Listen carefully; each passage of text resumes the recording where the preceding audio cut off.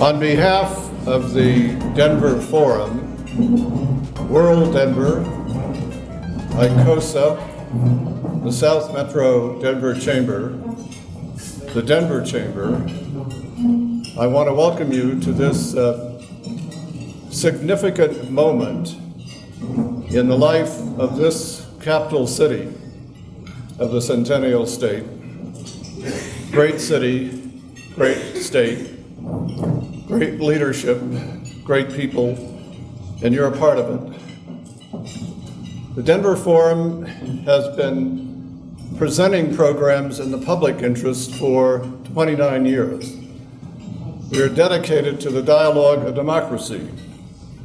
And what you experience today is what we do. And our next event will be here at the Oxford Hotel on Friday, the 28th of June, when the former governor of the Commonwealth of Massachusetts, candidate for President of the United States, and one of America's greatest public servants, the Honorable Mike Dukakis, will come to share his thoughts as to where we are in our country. So this is what we do. But in the context of today, this is a very big event, and I am grateful to the staff of the hotel, grateful to McCormick's Catering, particularly Char Lindhart, for the great job that they've all done, and I think it'd be appropriate to acknowledge that.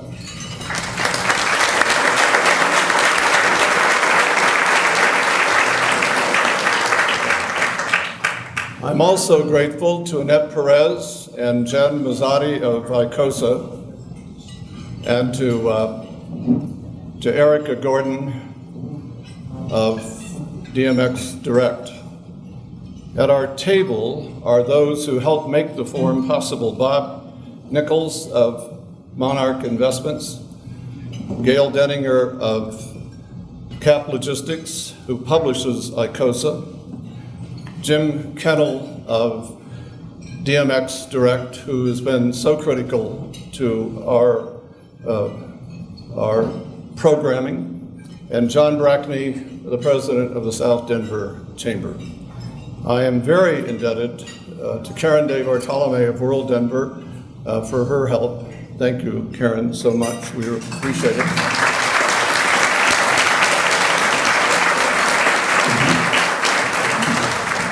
A Denver Forum event would not be complete without a note about baseball.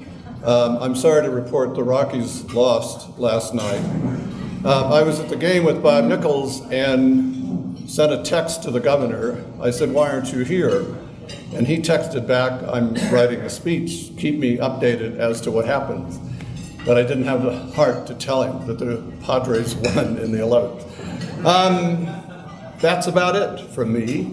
Mark Mitrovich is somewhere here, one of our sons, who came from San Diego to help his dad, and I'm grateful to Mark. It is now my pleasure to introduce a man for whom I have the highest regard, a man who served this state and our country with such great distinction as the United States Senator from Colorado, and has had a long and important history with the United Nations Foundation, the former senator from the great state of Colorado, the Honorable Tim Wirth.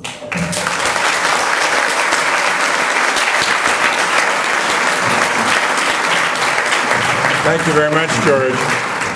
Thank you very much, and thank you all very much for coming. You're in for a real treat today at lunch with Ban Ki-moon. But first, George, we really appreciate your engagement in all of this. When it turned out that Secretary General would come to Denver, we wanted to put on, I thought, an important thing to have a broad swath of the community have a chance to talk with the Secretary General.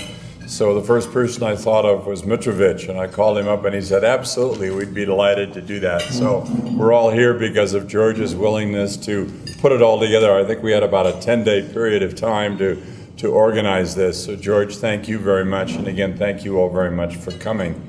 I've had the privilege of running the United Nations Foundation for the last 15 years, and a great part of that time has been under the aegis, guidance, and direction of the Secretary General Ban Ki-moon. Being Secretary General of the United Nations is probably one of the three most difficult, if not the most difficult, jobs in the world. I think being President of the United States clearly is on that list. I think being Secretary of State is on that list. Both of those are jobs where events keep coming at you. You have no way of guiding what's going to happen. You just get hammered day in and day out with events and transportation and transpirations, and how do you guide that? How do you sort of get some kind of traction? I've watched these people, and it's so hard to do. And it's even harder if you are Secretary General of the United Nations. Dealing with 435 members of Congress is hard. Dealing with 193 countries, each of whom believes that it has the paramount voice in the United Nations, is even harder. And the array of activities ranging all the way from peacekeeping to human rights to women's issues to climate change to you name it. I mean, the substance that the UN Secretary General has to deal with is yet a second layer, and the Secretary General has to be everywhere all over the world. So he's got sort of this very, very complex and difficult job of managing his time and maintaining his sanity, and most importantly, maintaining his sense of humor. And you will find out that this man has been able to do that. Ban Ki-moon grew up in Korea coming as a young boy at the end of the Korean War when everything was absolutely devastated. He tells a very moving story about the fact that it was the UN troops that brought food to his village, and it was the UN that made it possible for them to have kerosene and that he could study and do a little bit of reading. From that earliest moment, he has had in his mind the blue of the United Nations, the importance of the United Nations, and his dedication to the institution. He grew up in the Korean Foreign Service, was a very, very successful member of the Foreign Service, became the Korean Foreign Minister. And I tell you that not only because it's important about his own career, but to give you something of a notion of his character. If you're in the Foreign Service somewhere, you are generally in a very, very rigid hierarchy. You're generally you're in stovepiped issues, everything goes to the top. They're difficult, conservative institutions. When Ban Ki-moon became the Secretary General, he called and asked if he could have breakfast with one of our other staff people and me. And I thought, well, this will be interesting. We'll see what he's interested in. Here, I'll meet with a rigid Korean Foreign Service officer. We sat down at breakfast, and he wanted to talk about two things. He wanted to talk about women and how the United Nations could do a better job of protecting and empowering women around the world. And the second thing that he wanted to talk about was climate change. What was the role of the United Nations? What barriers could he help to knock down so that we could get a global agreement on climate change?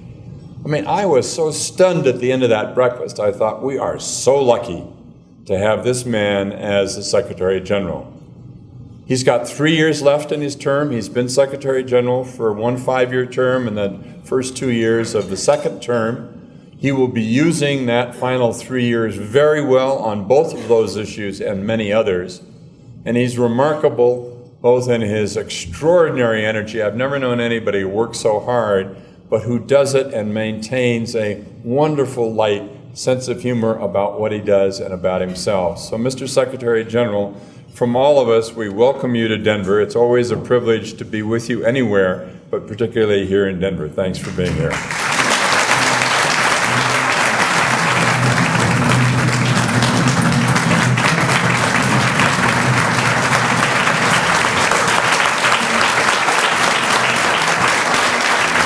So thank you.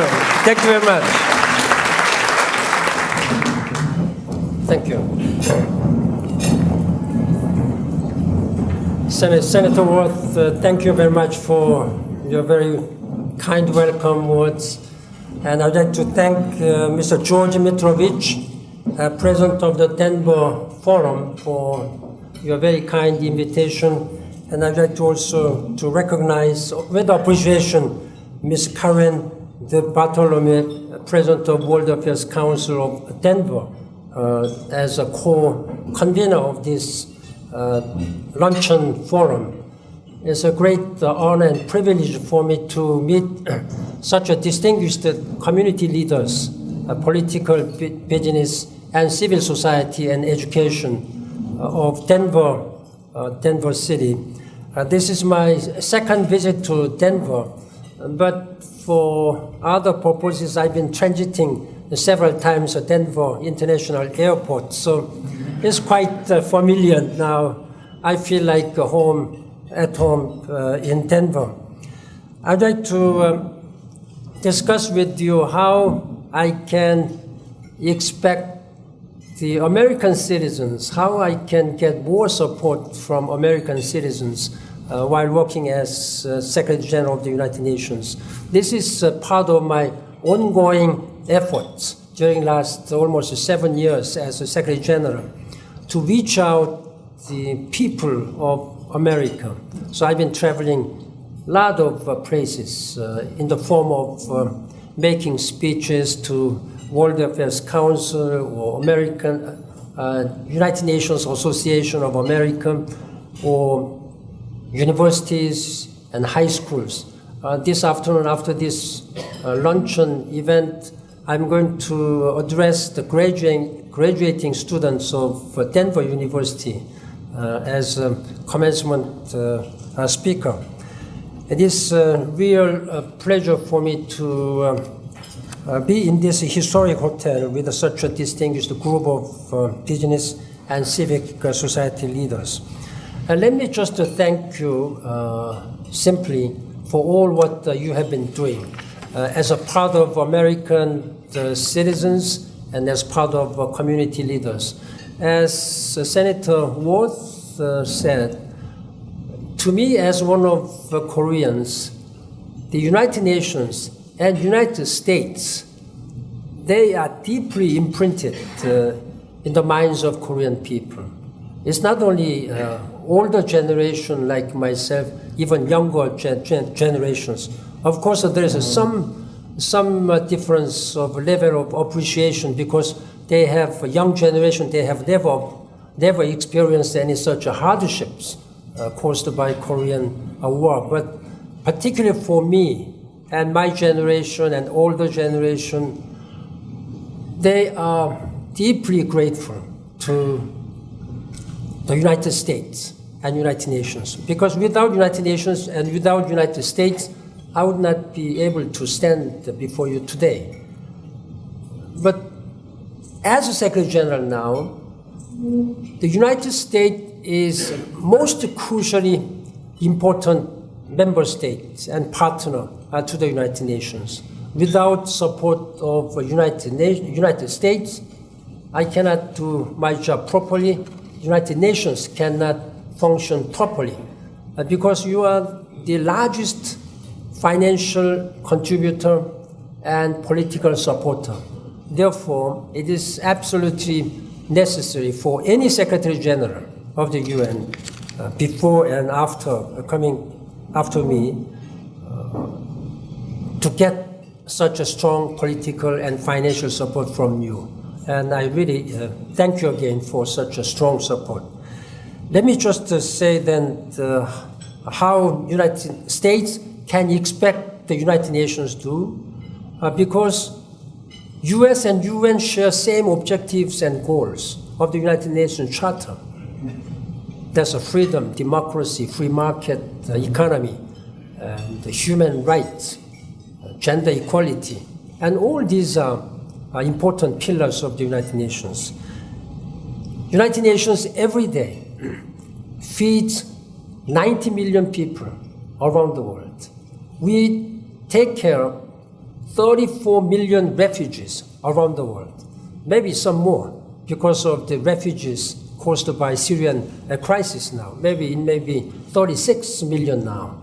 We have at least 1.6 million Syrian refugees accommodated, housed along 4 countries along the region. We keep 110,000 UN peacekeepers around the world in 15 hotspots. Jokingly, I've been saying that I'm only number 2, only next to President Obama, number 2 strongest commander-in-chief who have that many soldiers in foreign countries. As American troops, I think you have around 300,000. Even United Kingdom and France, they don't have that many foreign troops in foreign countries. They have less than 10,000. But we have 110,000 troops deployed in 15 different countries. And we have also many special political missions around the world. We vaccinate almost 60% of the world's children. And we combat poverty and climate change and support elections in some 50 countries almost every year. And we push for human rights and quality education. And your support delivers all this and more. And I'm very much grateful to this. You should feel very proud of this common sense investment to advance our common values. This sense of purpose and solidarity has never been more needed. We face trying, turbulent times. Some call the position of UN Secretary General most impossible job on earth. This is what one of my predecessors said, and it has been quite often quoted, as Senator Walters said. There are 193 member states in the United Nations, coming with many different background, different political agendas. Mostly, they want to promote their national interest through these multilateral organizations, as if sometimes their national views is the most valuable views. But because of that, we need to constantly negotiate, constantly make compromises, and that requires flexibility, sometimes very firm positions based on principled matters. But while I'm a sort of a very flexible person, I am very strong and firm when it comes to universally accepted principles. It means human rights and human dignity. I can be flexible in political positions.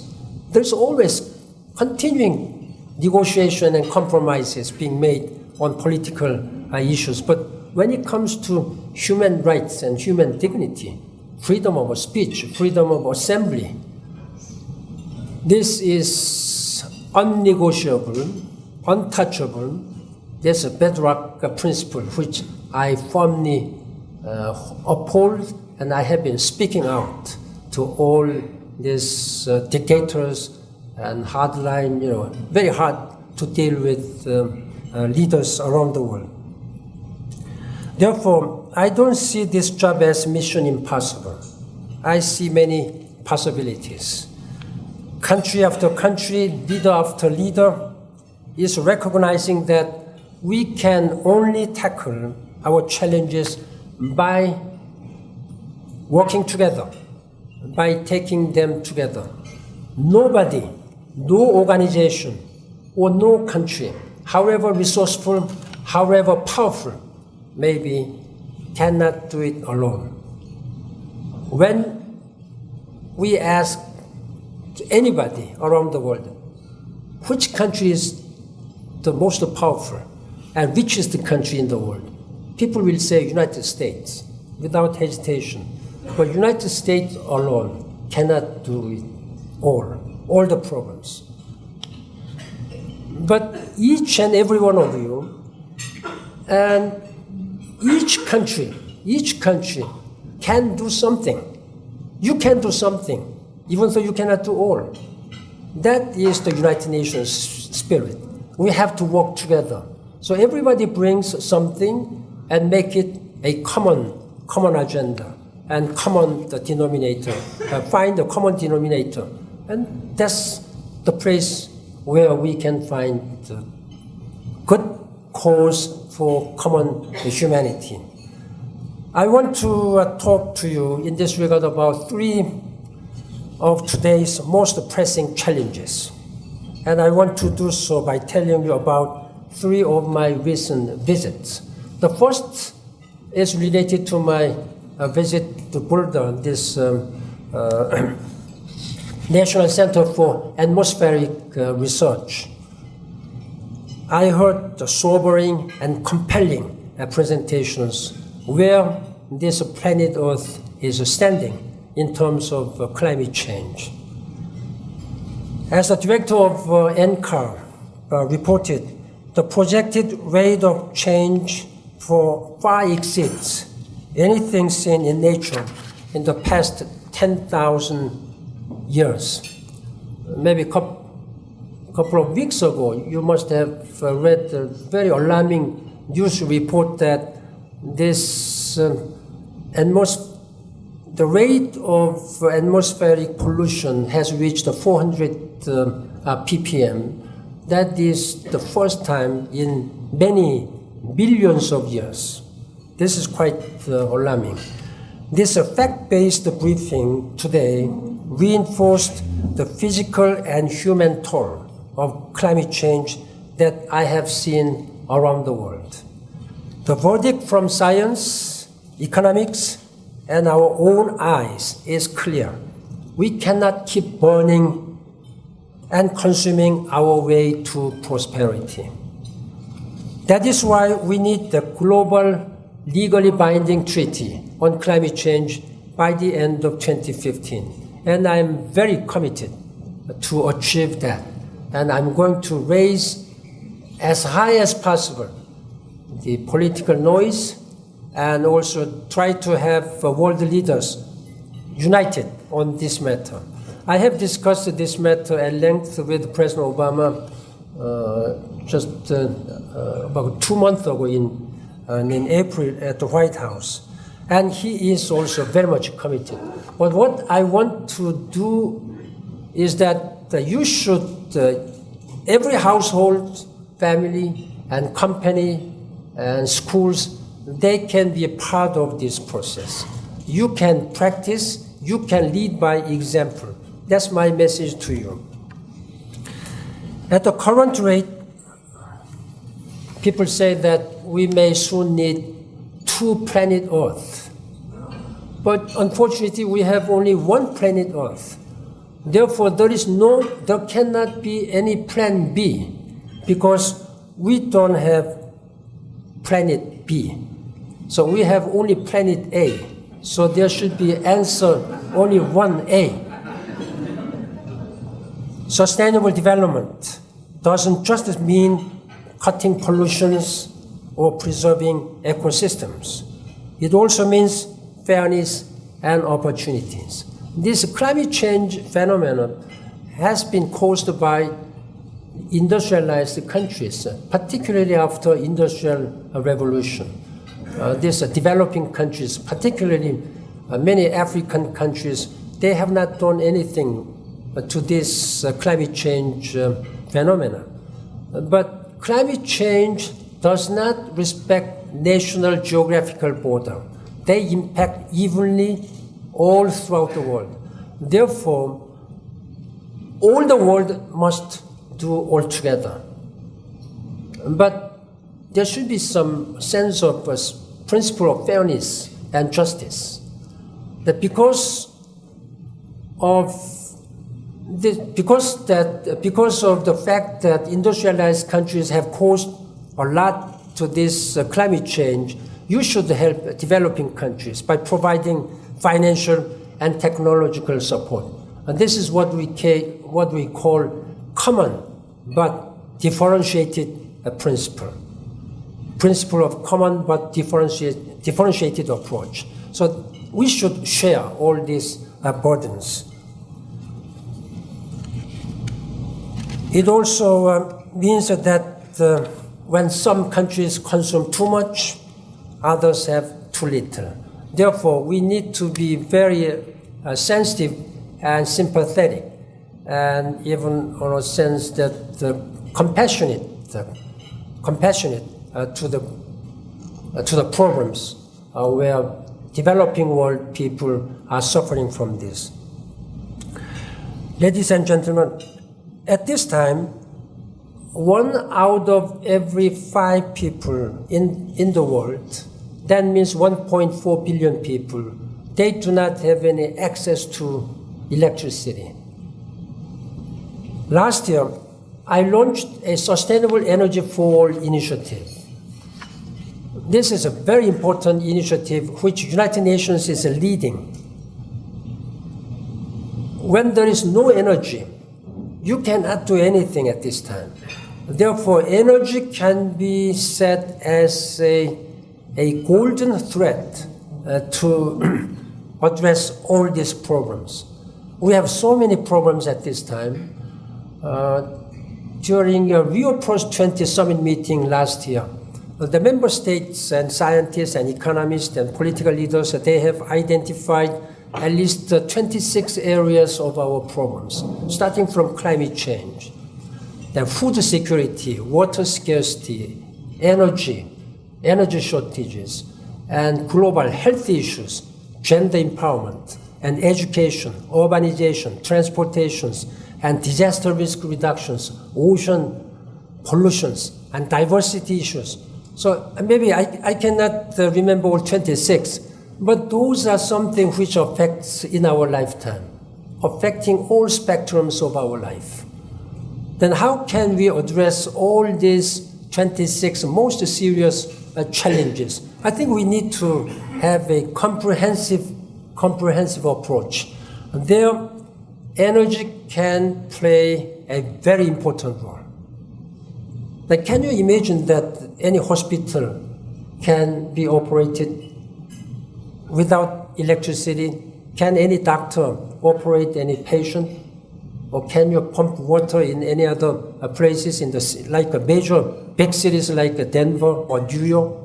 So once there is no energy, you cannot do anything. Therefore, we have to provide all this energy to all the people, all 7 billion people around the world. That is our first target. By 2030, coming maybe 17, 18 years, I think we can do it. Secondly, we have to double the efficiency of our energy. There's a lot of waste in terms of efficiency. Then we have to use more renewable energy, solar and wind powers, and there are many renewable sources of energy. We use only 16 or 17% globally. Our target is to at least double 30% of renewable energy use in global energy mix. That is our target by 2030. Then we will be able to address all these issues sustainably and comprehensively. Denver is an energy city, energy center. I had the pleasure last time when I visited Denver, the National Renewable Energy Laboratory. That was quite impressive. I was very much encouraged that where we lack all these energies, there are many scientists and many laboratories who are working on this matter. Looking ahead, sustainable development, that should be our priority. How can we deliver this world more hospitable and environmentally sustainable and socially sustainable? That is our top priority. The United Nations, when I began my second term, announced that sustainable development will be our top priority. You will see from now on all throughout the world, the sustainable development. What will be the sustainable development goals?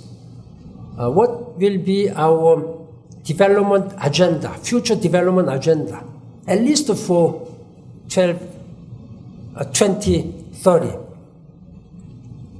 As you are very well aware, we have a Millennium Development Goals. When leaders gathered at the United Nations celebrating this new millennium, that was 2000, they adopted a blueprint for humanity, for the world. That's the Millennium Development Goals, 8 goals they have. I think they were focusing on eradicating extreme poverty, providing at least the primary education to all the children around the world, and gender empowerment, addressing climate changes, and reducing maternal mortality and child mortalities. We have addressed a lot. We have achieved a lot, but there are still a lot of things to do. This will have to be carried over toward a sustainable development. Hundreds of millions of people have risen from poverty owing to this Millennium Development Goals. But still, there are at least almost 1 billion people going to bed hungry every night. You should really have compassion and sympathy for all those people. American people may not understand why there are still 1 billion people who are so hungry, and why there are so many people dying from preventable diseases, why so many women are dying while giving birth. But this is a fact of life happening every second, every minute. So every second, every minute, many women and many children are dying. That we have to stop this injustice. Our goal will expire in about two years' time, by 2015. We have to accelerate this process, and after that, we will see another 15 years. That's our vision of the United Nations. Ladies and gentlemen, as we strive for sustainable development, we need a sustainable peace. Last month, I traveled to Democratic Republic of Congo. This is the place where still a lot of people are being killed, and still many women and girls are abused in their human rights, raped. I traveled together with the president of World Bank. For the first time, we traveled together. He brought a big check, in fact, for $1 billion check. That gave quite good messages that peace cannot be sustainable without the development. When people are extremely hungry and poor and sick, there can be no human rights, there can be no peace. But likewise, conversely, development cannot be promoted without peace and security. That's why UN Secretary General and World Bank President traveled together. That was quite important visit. I was able to broker a peace agreement February this year, inviting all the parties to this conflict in DRC, Democratic Republic of Congo. 11 heads of state came and signed this framework agreement on peace, security, and cooperation in Great Lake region. And that was one of the very important ones. I visited the Heal Africa Hospital in Goma. You must have heard a lot about what had happened in Goma, in eastern Congo. I was so much moved. When Secretary General travels, it's not like a trip like President Obama visits somewhere. We visit in a very quiet way, a very business-like way. But thousands of people came to the street, holding all these placards, paper, handwritten placard. They say, No more war. Give us a peace. Give us a hope. Justice. So many women and girls and old and young, they were even blocking my convoy and my path. I was so moved. Now what and how the United Nations should do more for these people. That really made my resolve much, much more strengthened. It strengthened my resolve to work for these people. While there is a hope in the heart of Africa, I cannot say the same is true for Syria. Almost 100,000 people have been killed during the last 2.5 years. 1 of 3 Syrians are affected. That means 6.5 million people are affected in terms of humanitarian situation. More than 50% of hospitals have been destroyed, and more than 30% of total schools have been destroyed. And I have visited refugee camps in Jordan and in Turkey. It's quite sad, quite sad. I couldn't come out without, a tear. I have been moved to tears. When I saw particularly young people without knowing why this happened to them, then should this kind of injustice continue? You might have been following up this story very closely. I'm going to convene in Geneva sometime next month key parties, including the United States and Russia, a peace conference. But we are working very hard. Even this morning in Denver, I spoke with Russian foreign minister about how we have to do. I've been continuously speaking with the Secretary Kerry, and we've been discussing this matter with all world leaders.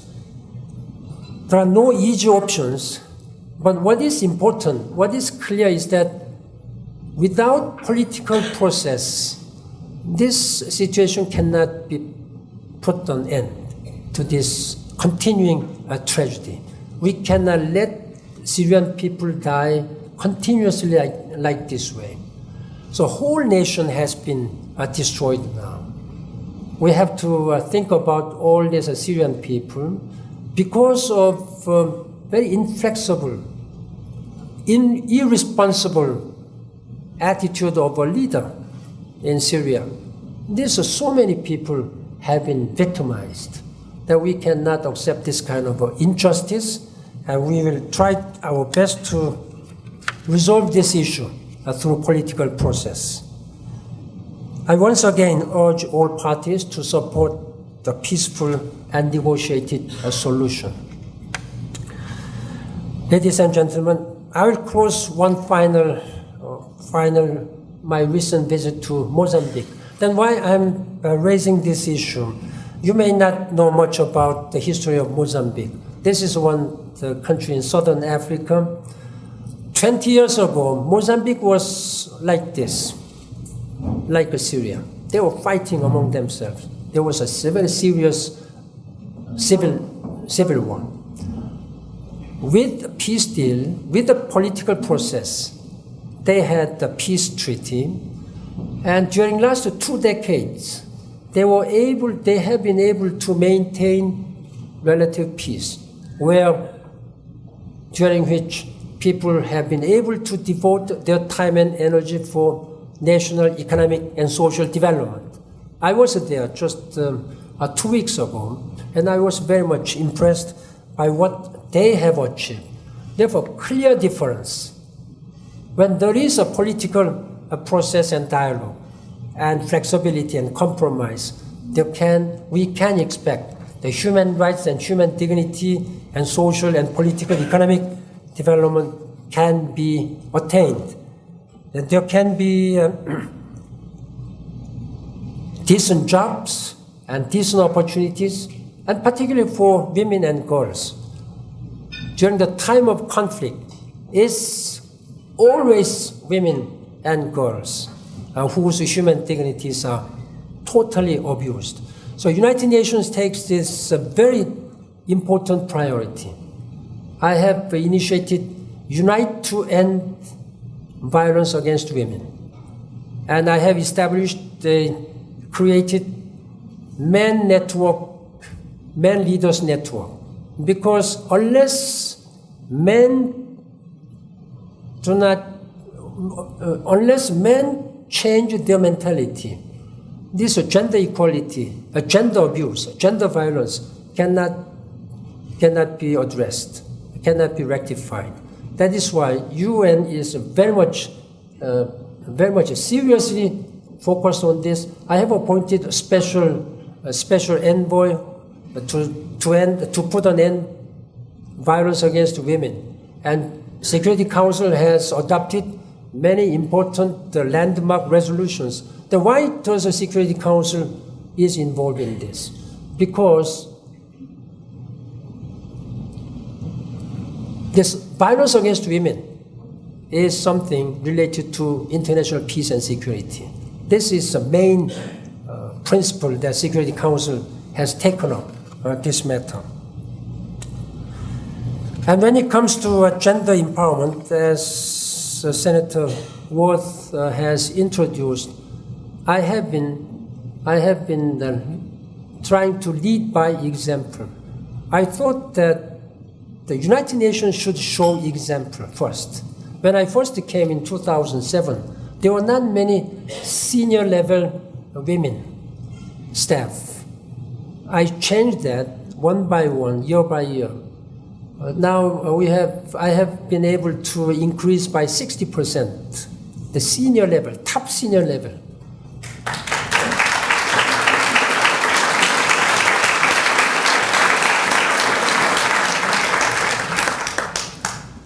We need more in government. We need more in boardrooms of big companies.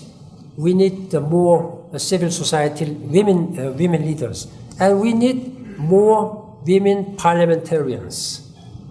And there are 10 countries in the world where not a single woman is represented. I'm now challenging all these leaders of 10 countries.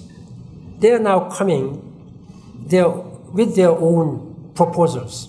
SG, can this be acceptable to you? So I'm really changing this one. I have been speaking to kings and prime ministers and presidents. This is not acceptable. I've been publicly challenging them.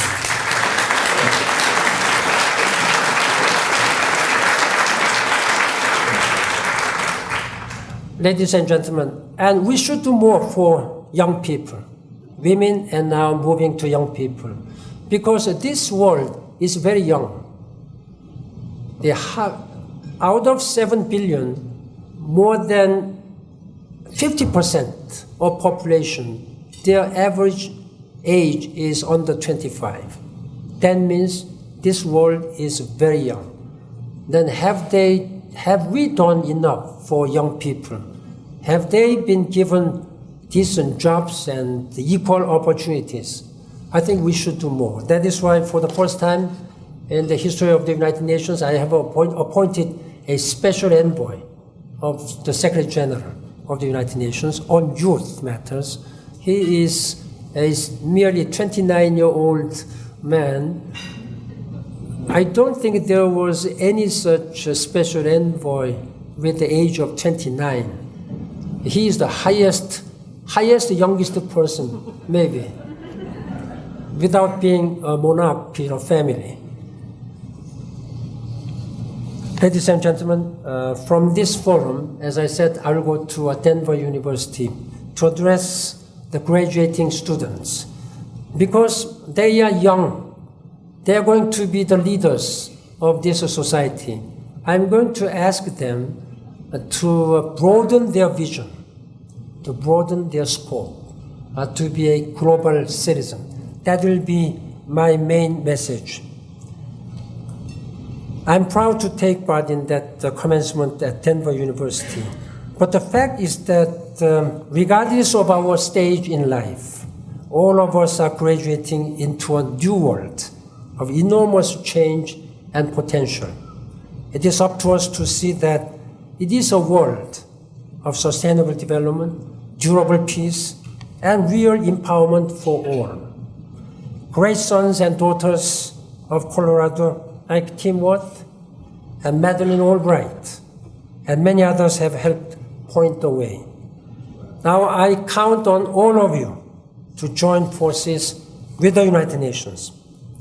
Pressure your leaders, your congressional leaders, your mayors and governors. Raise your voices. Be part of our global movement. With the support and strong solidarity of the United States citizens, I know that we can move challenges from the world's inbox to the outbox. And only the possibilities, like this great city, will be mile high. Thank you very much for your attention.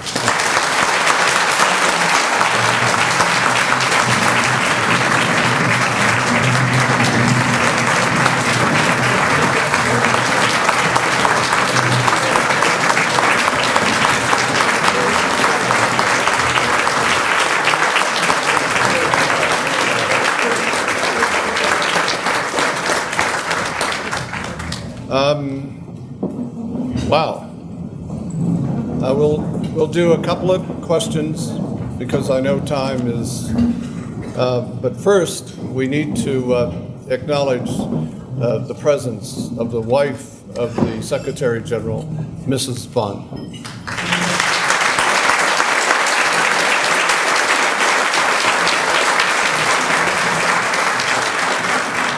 And the Assistant Secretary General who is here today, Kim Woon-soo.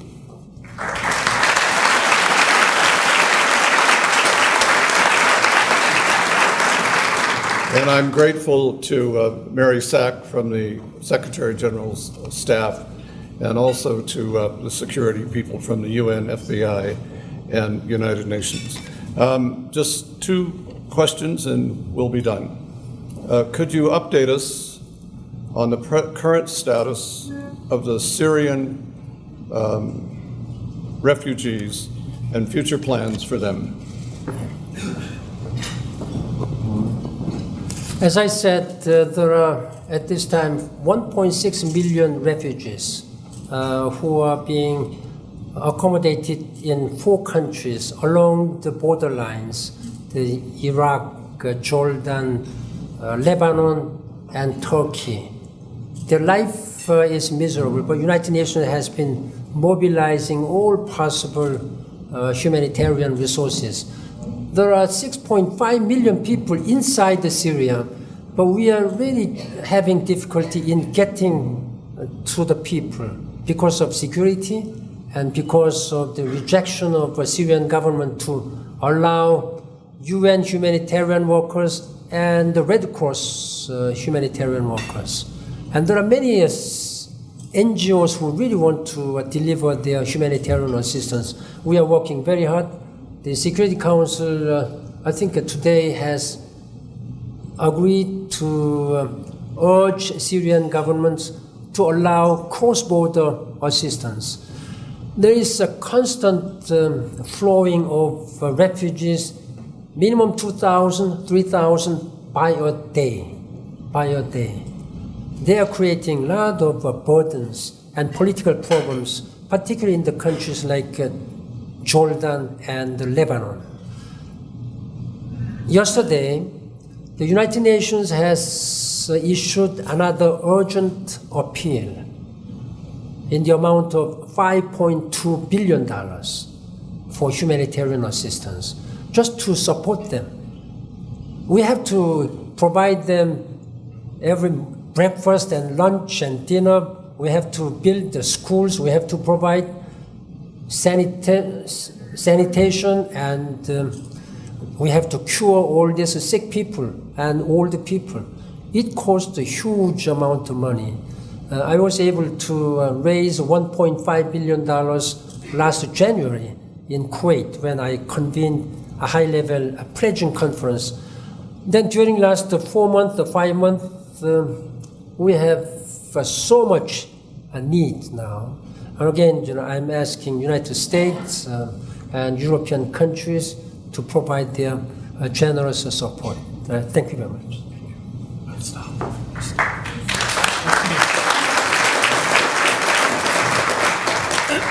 Well, this has been an extraordinary experience. We're incredibly grateful to you, sir, and I'm grateful to World Denver and ICOSA and DMX Direct, Snell Wilmer, Bennett Wagner, Brody, and Brownstein Hyatt, who are so great in their support, and all of you for coming. This has been a great day for all of us. It's been a great day for this city, a great day for this state. We've been so honored, sir, to have you as our guest. Thank you.